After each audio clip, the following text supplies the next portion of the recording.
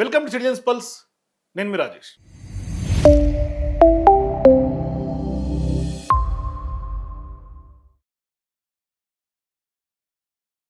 తెలంగాణలో మరీ ముఖ్యంగా హైదరాబాద్ కోర్ సిటీ అంటే ఒకప్పుడు పెట్టుబడులకు కొంత కేంద్ర బిందువుగా ఉన్నటువంటి నగర ప్రాంతం. హైదరాబాద్ ఎంత వ్యాస్ట్గా పెరిగిందో మనందరికీ తెలుసు. అంటే భారతదేశంలో అనతి కాలంలో తెలంగాణ హైదరాబాద్ ఒక ఎమర్జ్ అయింది, గ్లోబల్ లెవెల్లో ఎమర్జ్ అయింది. పెట్టుబడిదారులు పెద్ద ఎత్తున వచ్చారు. ఇన్వెస్టర్స్ వచ్చిన తర్వాత భారీ స్థాయిలో రియల్ ఎస్టేట్ పెరిగింది. ఒకప్పుడు గజం భూమి ఉంటే ₹1,00,00,000, ఎకరం భూమి ఉంటే ₹1,00,00,000 అని అనుకునే పరిస్థితి ఉండేది. కానీ ఇవాళ భూమి ఉన్నా కొనే పరిస్థితి లేదు. రియల్ ఎస్టేట్ వ్యాపారులు పెద్ద ఎత్తున ఫ్లాట్లు కడుతున్నా కూడా ఖాళీలుగా ఉంటున్నాయి తప్ప ఎక్కడ కొనే పరిస్థితి లేదు. మరి ఎందుకు హైదరాబాద్ రియల్ ఎస్టేట్ ఒక్కసారిగా కుప్పకూలిపోయింది? ఏంటి వాస్తవాలు ఏంటి అంటే, ప్రధానంగా హైదరాబాద్ అంటేనే ఆదాయ వనరుగా ప్రభుత్వానికి ఉండాలి వాస్తవానికి. కానీ ఇటువంటి హైదరాబాద్ లాంటి ఆదాయ వనరు ఉన్నటువంటి ప్రాంతంలో కూడా, కోర్ అర్బన్ రీజన్లో కూడా ఎక్కడ రెవెన్యూ జనరేషన్ కనిపించట్లా, ఒక్కసారిగా కుప్పకూలిపోయింది. సరే, కారణాలు ఏంటి అంటే, ప్రధానమైనటువంటి కారణం తెలంగాణ రాష్ట్రంలో రేవంత్ రెడ్డి గారు గద్దెనెక్కిన తర్వాత ఈ 2.5 yearsలో సరే గ్లోబల్ రీజన్స్, గ్లోబల్ స్థాయిలో తగ్గింది అని వాళ్ళు కప్పిపుచ్చుకోవచ్చు. ఎందుకురా కింద పడ్డావు కుంటోడు అంటే అదో లఘువు అన్నట్టుగా వాళ్ళు కప్పిపుచ్చుకోవచ్చు. కానీ అసలైనటువంటి వాస్తవ రీజన్ ఏంటంటే, పెట్టుబడిదారులకైనా లేకుంటే ఇన్వెస్టర్స్కైనా లేదంటే కనుక ఇక్కడ రియల్ ఎస్టేట్లో కొనుగోలు చేసే వాళ్ళకైనా ఒక నమ్మకం లేకపోవటం. అంటే ఏ బిల్డింగ్లో ఎక్కడ ఉంది, నిజంగా ఎప్పుడు కూల్ చేస్తారో అర్థం కానటువంటి పరిస్థితి. అంటే ఒక భయం వాతావరణం ఇవాళ ఇన్వెస్టర్స్లో ఉంది.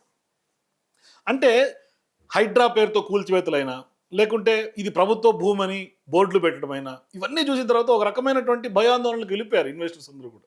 అట్లాగే ఇప్పుడు సగటున హైదరాబాదీలు ఎవరైనా కూడా మేము ఇక్కడ ఇల్లు కొనాలన్నా ఫ్లాట్ కొనాలన్నా ఇప్పుడు ఎందుకులే, టైం బాగాలేదు కదా, కనీసం రియల్ ఎస్టేట్ ఇంత కుప్పకూలిపోయిన తర్వాత రేట్లు తగ్గిపోయినాయి అంటే అవి కూడా లేవు.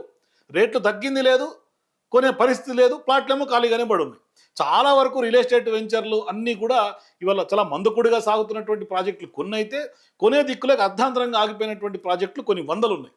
ఇవాళ రియల్ ఎస్టేట్ వ్యాపారులు మొత్తం చేతులు కాల్చుకొని చాలామంది రియల్ ఎస్టేట్ వ్యాపారాలను వదులుకొని వాళ్ళు వేరే వ్యాపారాలు చేసుకుంటున్నటువంటి పరిస్థితి కనిపిస్తుంది. అంటే హైదరాబాద్లో కాంగ్రెస్ పార్టీ ప్రభుత్వం వచ్చిన తర్వాత ఏ విధంగా నమ్మకం కోల్పోయింది అనేది స్పష్టంగా కనిపిస్తుంది. అంటే ఒకప్పుడు ఔటర్ రింగ్ రోడ్ దాటి కూడా విల్లాలు వెంచర్లు అయితే ఇవాళ ఔటర్ రింగ్ రోడ్ లోపల ఉంటేనే కొనే పరిస్థితి లేకుండా ఉన్నటువంటి వాస్తవం ఇది.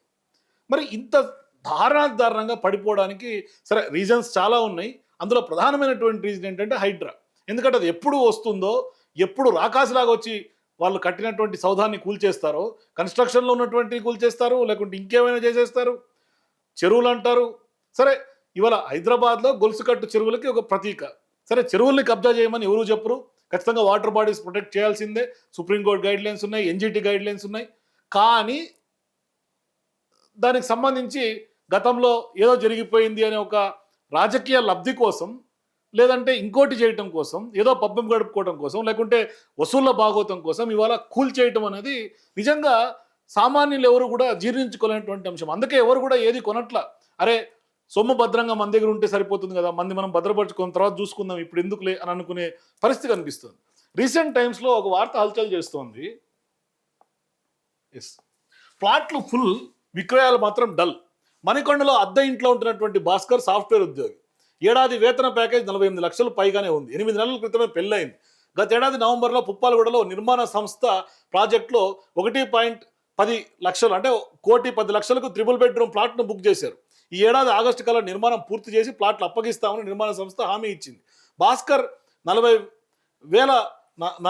లక్షల వరకు కట్టారు. మిగతా మొత్తానికి బ్యాంక్ రుణం తీసుకునే సిద్ధమయ్యారు. కానీ ఆయన పనిచేస్తున్నటువంటి సంస్థలో ఉద్యోగాల కొరతతో మార్చిలో ఉద్యోగం పోయింది. ఇంకా మరో ఉద్యోగం దొరకలేదు. రుణం ఇవ్వడం కుదరదని బ్యాంకు తేల్చి చెప్పింది. ప్లాట్ బుకింగ్ను రద్దు చేసి కట్టినటువంటి సొమ్ము ఇవ్వాలని నిర్మాణ సంస్థను కోరితే కుదరదని పేర్కొంది. మరొకరిని అమ్ముకునే అవకాశం ఇచ్చింది. బుక్ చేసినటువంటి ప్లాట్ను మరొకరికి విక్రయించడానికి ప్రతిరోజు ప్రాజెక్ట్ ఆఫీస్ వద్దకు రావడం, అక్కడికి వచ్చినటువంటి వారితో మాట్లాడుకోవడమే సరిపోతుంది. నిర్మాణ సంస్థ ప్రాజెక్టులో ప్లాట్ ధరను మరో 3 లక్షల మేర పెంచింది.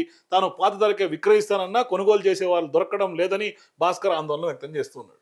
ఇక్కడ నగర వ్యాప్తంగా అపార్ట్మెంట్లో అమ్ముడుపోకుండా ఉన్నటువంటి ఫ్లాట్లు 80,000కు పైగానే.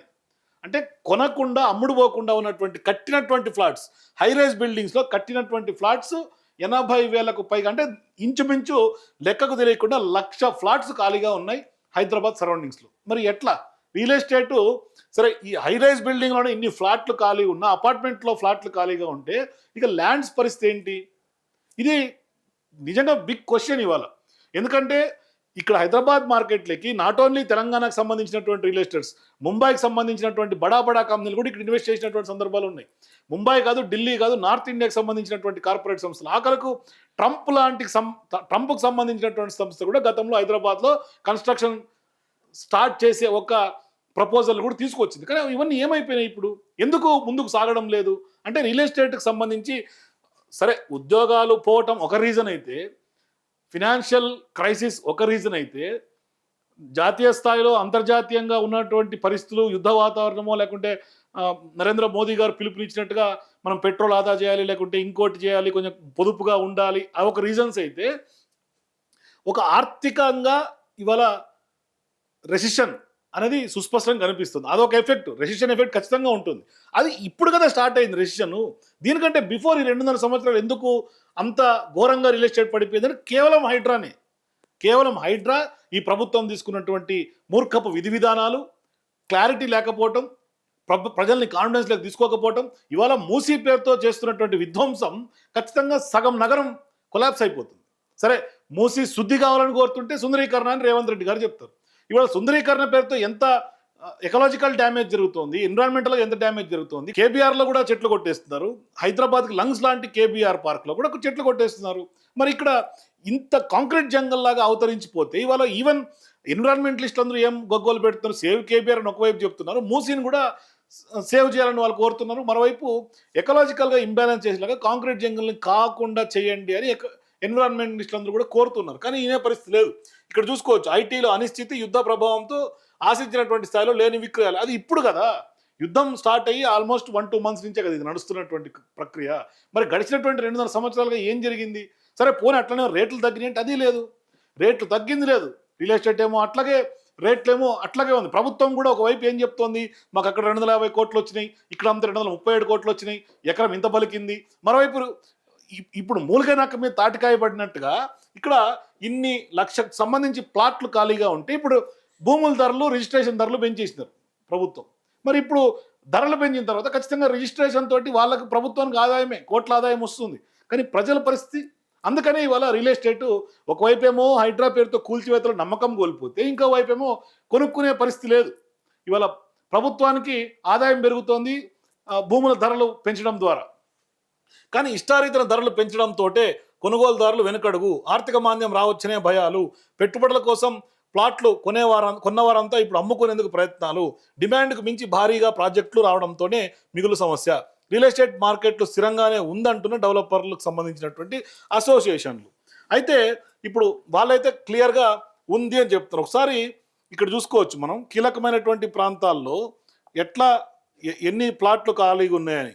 కీలకమైనటువంటి ప్రాంతాల్లో ప్లాట్ల పరిస్థితి, గచ్చిబౌలి, తెల్లాపూర్, పుప్పాలగూడ, నల్లగండలో పెద్ద సంఖ్యలో ఉన్నటువంటి ప్రాజెక్టులు 8 నుంచి 12 ప్రాజెక్టులు ఉంటే ఇక్కడ ఖాళీగా ఉన్నటువంటి ప్లాట్లు 15,000కు పైగా ప్లాట్లు, మిగిలినటువంటి ప్లాట్లు 8,000 ప్లాట్లు. ఇవి మొత్తం 15,000 ప్లాట్లు ఉంటే 8,000 ఖాళీగా ఉన్నాయి.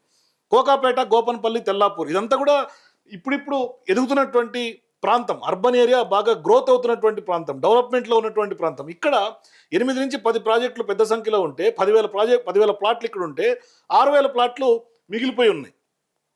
నార్సింగి, ఎల్బీ నగర్, హైటెక్ సిటీ, నానక్రామ్గూడలో 6 నుంచి 10 ప్రాజెక్టులు ఉంటే 12,000 ప్రాజెక్టులు, మొత్తం ప్లాట్లు 12,000 ఉంటే 7,000 ఖాళీగా ఉన్నాయి, మిగిలిపోయినాయి. అట్లాగే తెల్లాపూర్, రాజేంద్ర నగర్, కోకాపేట్ 5 నుంచి 8 ప్రాజెక్టులు ఉంటే 8,000కు సంబంధించినటువంటి ప్లాట్లు అక్కడ నిర్మాణం చేస్తే 5,000 వరకు మాత్రమే అక్కడ మిగిలిపోయినాయి. ఇక అట్లాగే కోకాపూర్, తెల్లాపూర్, నార్సింగి ఈ జోన్లో 6 నుంచి 10 ప్రాజెక్టుల సంఖ్య ఉంటే 10,000కు పైగా ప్లాట్లు కడితే అక్కడ 6,000 మిగిలిపోయినాయి. అంటే సగంకి పైగా 70-80% సంబంధించినటువంటి ఫ్లాట్లు అక్కడ మిగిలిపోతున్నాయి ఎక్కడొక్కడ. రాజేంద్ర నగర్, కోకాపేటలో కూడా 4 నుంచి 6 పెద్ద సంస్థలకు సంబంధించినటువంటి ప్రాజెక్టులు ఉంటే 6,000కు పైగా మొత్తం ప్లాట్లు ఉంటే 3,500 వరకు ప్లాట్లు మిగిలిపోయినాయి. సరే, నోట్ల రద్దుతోనే దేశవ్యాప్తంగా పెద్ద నగరాల్లో రియల్ ఎస్టేట్ వ్యాపారం మందగోనం మొదలైంది. తర్వాత కరోనా మహమ్మారితో మరింత డీలా పడింది. కానీ హైదరాబాద్లో మాత్రం స్థిరంగా నిలబడింది. దీంతో దేశ విదేశాలకు చెందినటువంటి పెట్టుబడిదారులు హైదరాబాద్ వైపు దృష్టి సారించారు. పలు సంస్థలతో ఒప్పందాలు చేసుకుని భారీ ప్రాజెక్టులు తీసుకొచ్చారు. డిమాండ్ కంటే ఎక్కువ ప్రాజెక్టులు మార్కెట్లోకి వచ్చాయి. కొందరు బిల్డర్లు సోల్డ్ అవుట్ అని కూడా ప్రచారం చేయడంతో కృత్రిమ కొరత సృష్టించి ధరలు పెంచేశారు. కానీ ఇవాళ ఏమైంది, కొనే పరిస్థితి లేకుండా అయిపోయింది. పెద్ద సంఖ్యలో ప్రాజెక్టులున్నా ప్లాట్లన్నీ ఖాళీగా ఉన్నాయి. రియల్ ఎస్టేట్ ఏమో స్థిరంగా ఉంది అని మార్కెట్ నిపుణులు చెప్తా ఉన్నారు. గ్రేటర్ పరిధిలో హైదరాబాద్, రంగారెడ్డి, మేడ్చల్, మల్కాజ్గిరి జిల్లాలో 6 నెలలుగా క్రయ విక్రయాల ధరలు స్థిరంగానే కొనసాగుతున్నాయని, డిమాండ్ కంటే సప్లై ఎక్కువగా ఉండటంతో ఇన్వెంటరీ సంక్షోభం కనిపిస్తోందని నిపుణులు చెప్తున్నారు. సో దీన్ని ఎట్లా అర్థం చేసుకోవాలా? కాబట్టి హైదరాబాద్ రియల్ ఎస్టేట్ ఒకసారిగా కుప్పకూలిపోయింది అని అనాలా, లేదంటే నిపుణులు చెప్పినట్టుగా కొంత స్థిరంగానే కొనసాగుతోంది అని అనుకోవాలా? కానీ ఫ్లాట్లకు ఖాళీగా ఉన్నటువంటి వ్యవహారం చూస్తుంటే దేనికి మనకి సిమ్టమ్గా కనిపిస్తుంది? ఇది ఖచ్చితంగా ఎవరికి వాళ్ళు జాగ్రత్త పడుతున్నారు అనుకోవాలా, లేకుంటే ప్రభుత్వం ఫెయిల్యూర్గా చూడాలా? ఎందుకు అంటే ఈ యొక్క 80,000 లక్ష ఫ్లాట్లు ఖాళీగా ఉన్నాయంటే ఓవర్ నైట్లో ఇన్ని ఫ్లాట్లు ఖాళీగా ఉండవు.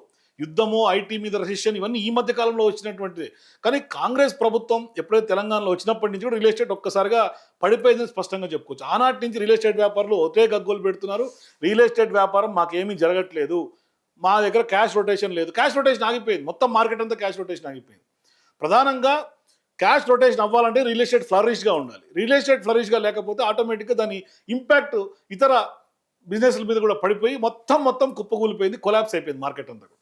దీంతో ఇవాళ హైదరాబాద్ రియల్ ఎస్టేటే ఒక్కసారిగా కుప్పకూలిపోయినటువంటి పరిస్థితి. అంటే ప్రభుత్వం తెలంగాణలో మళ్ళీ రియాక్టివేట్ అయితే తప్పితే ఇక్కడ పరిస్థితులు రియల్ ఎస్టేట్లో మారే సూచనలు కనిపించట్లేదు. సో మీకేమనిపిస్తుంది, హైదరాబాద్ రియల్ ఎస్టేట్ ఎందుకు పడిపోయిందని మీకు ఏ కారణాలు అనిపిస్తున్నాయి? మీ ఏప్రిల్ కింద కామెంట్స్ చెప్పండి. For more videos please watch citizens pulse.